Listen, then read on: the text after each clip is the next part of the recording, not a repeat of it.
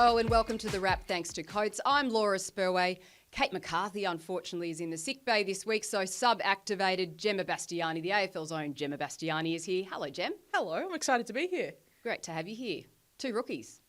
We're cross your fingers for us. This should work. Oh, We know what we're great. doing. We do know what we're doing. You know what, though? The teams that know what they're doing from this round, the top four, really solidified in this round. Let's take a look at the results so far. Yeah, Nam got a big win over Richmond down at Casey. Nam are back in action. Big win from the Swans, which we'll get to in a moment. Disappointing performance from the Giants. Carlton, their young stars, shone against the Bulldogs. Sorry, Laura. Hawthorn got a win up in Cairns against St Kilda in another game we're going to chat about later on. The Swans. It wasn't just Chloe Malloy starring, but she did kick a pretty good goal in a big win over Walyulup to go 4-0. Goanna fell to the Lions by 3 points at the death. North Melbourne continue rolling on. They're 16 wins in a row now over the Pies. Essendon went down. First loss of the year against the Cats. And then the big one right at the death. And I'm sure Sarah Ollie will be very, very happy with the performance of Ella Roberts. But it was a really big final quarter from the Eagles. They've kicked 5 goals, Laura, in each of their last fourth quarters. Yeah, so the surge was on in this game, and this has happened over the past 2 weeks, hasn't it? 5 goals in the last quarter to get them over the line, and they're emphatic. Yeah, and I think the really big thing about this one for the Eagles is the fact that they've made some shifts in their forward line. Lauren Wakefer, who we saw kick a goal just before, her ability to go into the forward line now that they've recruited Liz McGrath in the ruck, it just gives them another option who can kick goals in that forward line, and it's a pretty exciting forward line to be in. And who else but Bella Lewis to kick the final goal to really solidify that win right at the end. Yeah, so Gemma, that's just been some smart recruiting on their has. front, hasn't it? Let's move to the Crows in Brisbane. And look, this felt like a little bit of deja vu to me. Like, we've seen this show before, and the hoodoo is real with these two teams, isn't it? It absolutely is real. Brisbane is now on the last 7 in this matchup. That's half of their matchups against each other, 14 of them.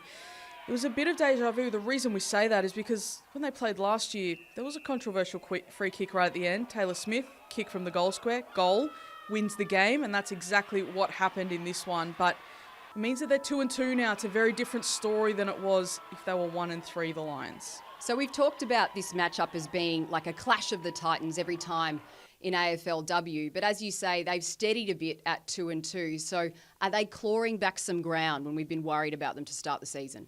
I think they are, and the thing that the Lions love so much is that backs against the wall mentality. So when they come off a loss, that's when you least want to have to play them because they know that they're in a bit of trouble and they need to perform, and that's exactly what happened this week.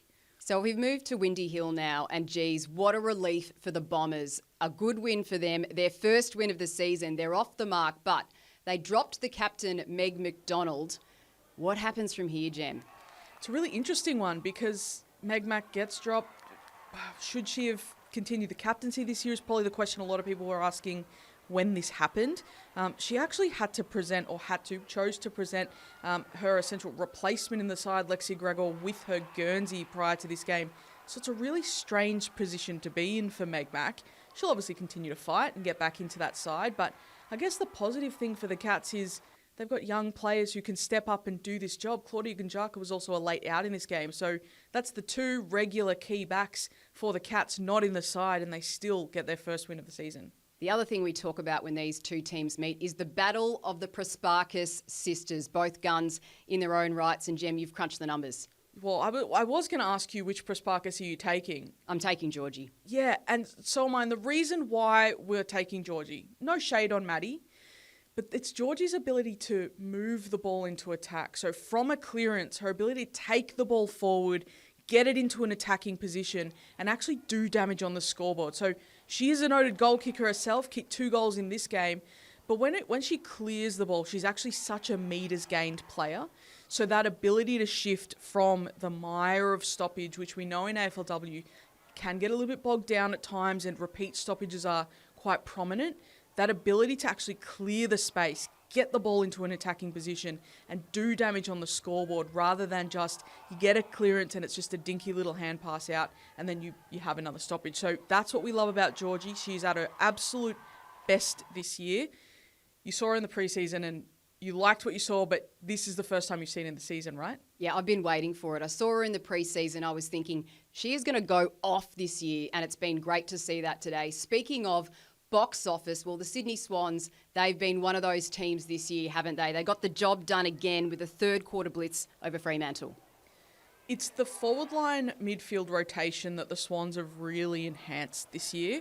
Chloe Molloy, we've spoken about a lot. She's leading the AFLW for goals this year so far. She's got the 14. But what is really, really strong, we saw it last week and then we saw it this week when Walyulap got off to a really strong start, was that ability to make some shifts. Chloe Molloy not quite getting as much of it in the forward line. Let's put her in the midfield. Let's put Montana Ham in the forward line as a big 182 centimetre key forward target who can take a mark.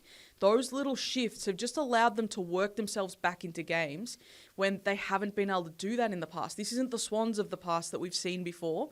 So that ability to make those shifts in game has completely changed everything for the Swans. So last week, Kate McCarthy said Keely Shearer was a lock for goal of the year. Well, that's lasted all of 1 week, hasn't it, Jem, with what Chloe Molloy has pulled off today? Remarkable. I mean, did she mean it? I don't think she meant it. A bit fluky, wasn't it? It was but I still stand by it. Keely Shearer's last week was also a bit fluky, but fluky in the best possible way. I genuinely don't understand the physics of how that went through, but it went through. The Swans are happy. Chloe Molloy's probably going to be happy on AFLW Awards night too. That is an absolute ripper. I don't know how she did it from the paint, but as you mentioned, a little bit of luck involved there. If we move to North and Collingwood, well, clearly North are the flag fancies, and this was going to be a tough task for Collingwood, but I think they should walk away from this with some encouragement. They kept North to just 1 goal in the first quarter. It was the lowest first quarter score from North all year, 1-2. What Collingwood did exceptionally well was actually defend deep. So North Melbourne typically have a really high conversion rate once they're inside 50, so an efficiency once they're inside the attacking zone. They actually turn those into scores a lot more often than a lot of other teams. What Collingwood were able to do was actually just sustain that defensive pressure, exit. It was just their last little bit of movement inside 50 that they broke down. And then when you're defending so hard for so long, things do leak through. But I think it's a really positive sign for Collingwood. Off the back of that NARM performance last week where they nearly won, that there's a light at the end of this Collingwood tunnel. But we should also talk about North Melbourne, right? Oh, of course. Well, we're going to be talking row. About them all season. This is ridiculous. It is. Since 2023, undefeated. Yeah, and who's coming near them? Melbourne, maybe? Yeah, the Swans. Your team. any opportunity for a mention of the Swans. Let's talk about North Melbourne and one Kangaroos player in particular who is your new kid on the block. Blaheen Bogue. She was on the list all of last year, but we didn't see her. No one could crack into that North Melbourne team last year. But Blaheen Bogue has just done some beautiful things across her first 4 games.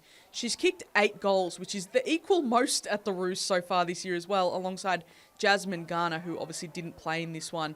She's so smooth with the ball, and we had to show that whole highlight there because Vicky Wall's run from the back half and that basketball bounce was pretty incredible as well. But Blaheen Bogue has just come into this team and found her feet, and there's no way she's getting pushed out of this team. There's someone from the Blues that I want to shout out as well, though. The younger sister of Abby McKay, Sophie McKay. Yes. So much talk about Sophie McKay coming into this season. Obviously a father-daughter selection, the younger sister of Captain Abby. What can Sophie do in her own right? It's taken her a little bit of time to find her feet. She's done some really nice things. This was her first really well-rounded game. Hit the scoreboard, flew at marks, laid some really good tackles, and I just love what Sophie's been able to do. She's playing largely as a small forward, but we know over time she'll also have the ability to come up and play as a midfielder as well. She's so exciting, and a little shout out to Poppy Schultz as well, who also had a very, very good game and a very good game last week. Who will be watching week after week, no doubt. Now, obviously, Carlton got the win over the Dogs. We know that Dana Finn put on a clinic, but there is someone else that caught your eye. Goodness me. Breanne Harrington, she's just a power athlete, isn't she? Her ability to cover ground, I'm reliably told that over 20 metres she's the fastest player on the Blues list. A couple of years ago, Bree Harrington, then Moody, was deemed out and out the best ruck in the AFLW, without question. And then over the last couple of years, there's been the evolution of a number of other rocks. Mim Strom has become so powerful in her own right. Jess Allen has been very good. Tali Hickey, the Wales sisters. Bree Harrington this year is saying, no, we're not having this anymore. I am the best ruck in the AFLW once more. And for someone in that position to be so quick over 20 metres, as you say, is remarkable, and what an attribute. Well, let's get to the Gold Coast Suns now, because the wins are going to be hard for them to come by this year, aren't they? But they've got one. They've got one. It unfortunately comes at the hands of a disappointing GWS outfit, but backs against the wall, no Charlie Rowbottom in the midfield, no Charlotte Wilson in defence, no Mira Gervin down back, Katie Lynch is missing. There's a whole host of players missing for the Suns. Their ability to step up in this role and just work hard, get the win on the board. Havana Harris being up forward helps, but their co-captain, Neve McLaughlin. The injection of Neve McLaughlin into the midfield in the past couple of weeks. Last week when Charlie Rowbottom was a little bit struggling with that shoulder a little bit, Neve McLaughlin goes on the ball, offers something different. We typically see her off the back, half back. So she adds that just dynamism and power coming out of the midfield. And then this week we saw it for 4 full quarters. And the Giants just didn't have an answer for her. So I love that evolution. It's only a 25th game as well of AFLW, which is strange to think about, the Irish woman. But the evolution in her game she's obviously thriving under Reece Shaw, and it's a joy to watch, and she was the instigator of this win. Now, the season for the Suns, well, it could be very different, couldn't it, if they didn't have the injury list that they have. And this is going to plague them for a while. Jamie Stanton added to that with an ankle concern from the game. And as you mentioned, Charlie Rowbottom with a TBC next to that name. I don't like the look of that. No, and it sounds like it's a bit of an AC joint issue. So that could be anywhere from 3 weeks, 1 week, to a year. Because some of these shoulder injuries actually are as bad as getting an ACL injury and that sort of time frame. So we cross our fingers it's on the shorter side for Charlie, but it is still a TBC. Jamie Stanton goes down with that ankle injury. But Laura, controversially, I'm excited about what Jamie Stanton not being in that forward line could actually offer to the younger forwards and their opportunity to lead the line. We saw Havana Harris and Darcy Davis do it brilliantly on the weekend. Is it a chance for them to just take a big step up without relying on Jamie Stanton there? Well, I'm interested in your thoughts, Gem, on what the Saints can possibly do at this point, because, a 23-point loss to Hawthorn, who are now undefeated, and they just look like they didn't have the answers, and their contested footy has been a big issue for them since round 1. Yeah, Nick Del Santos spoke about it post-game, and I think we've got the grab to play that, but contested possession is a huge issue for them, and that is the start of then them conceding a lot of inside 50. They concede 50 in the first round, and it's been thereabouts since. And they just allow their opposition far too much of the footy that all starts from contested possession. So let's hear from Nick Del Santo. Credit to Hawthorn though. They're a very good football team. We knew that coming in, and a lot of the things that we sort of prepped for, they ultimately did, and then got on top in a couple of key areas. And the big one was the contested possession. I think it was plus 26 or 27 off the top of my head. The game's really difficult when you're getting spacked in that particular area. So we've got to address that. It's been now, a few weeks in a row where we've lost that particular stat and majority through the midfield. So we'll have to have a look at that, next week and in for the remainder of the year. So is it the decision-making under pressure? Is that what's going on here? Yeah, it's the ability to be clean when you're under that sort of pressure. So Hawthorn, we know, have a lot of really good contested ball players.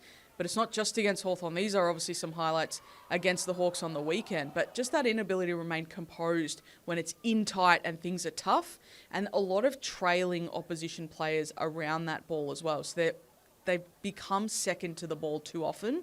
And that's really hurt them. So then when you don't win the hard ball and you're not clean at the hard ball, your opposition gets possession, their ability to then chain it out and then get the ball forward. So in that round 1 win over Adelaide, which we all thought was remarkable and really impressive in a club best win, they still allowed 50 inside 50s against them. Adelaide just didn't hurt them. And since then, they've still allowed a lot of inside 50s, 42 in round 2, 38 in round 3, and then 32 on the weekend against the Hawks. These teams have just hurt them with the opportunities that they've been given. Granted, those numbers have been getting smaller and smaller as it has gone on, but also different calibers of opponents as well plays into that. I'm really worried about the Saints' inability to keep the ball in their own front half and generate enough score themselves because they're putting far too much pressure on their defence now. Well, one team that isn't at all concerned about those numbers, really, because they're on the other end of the ledger, is Melbourne. Another win to them, undefeated for the season. And this is what brings us to our Coates Player of the Round. Goodness me, Tyler Hanks. Career best 32 disposals on the weekend. She just gets better and better every season. And I think she's probably a little bit hard done by how little we actually speak about her in the context of this Melbourne team. It's so easy to talk about Kate Hoare, who was brilliant on the weekend, Taylor Harris, all these star names in this Melbourne team. Tyler Hanks goes a little bit unnoticed, but her ability to be so clean gathering the footy just keeps things moving for Melbourne and gets them forward, gets them into strong positions, and her foot skills are elite. So Tyler Hanks, we thought when Liv Purcell went down with that ACL earlier on this year, unfortunately, it would hurt Tyler because they as a pair are more than the sum of their parts. But it's almost like Tyler's looked at that and said, well, I've got to carry the load of both of us now, and has just taken it to a new level. Tyler Hanks is tracking for a career best season. She's already the vice captain of the Demons. I can only imagine what she's going to be able to achieve this year if she keeps going like that. Well, I can't wait to see what the D's have got on offer, really. To me, they are the team that are matching North Melbourne in the comp. I know your Swans are up there as well. I'm surprised you didn't pick a Swan for Player of the Round. No, I mean, we got the Chloe goal in there, didn't we? We did. And there'll be more highlights from Chloe as the show goes on. Well, that's it. That's the wrap for this weekend. Thank you so much, Gem. Thanks for having me. Oh, thanks for having me. We look forward to bringing you all the action from round 5.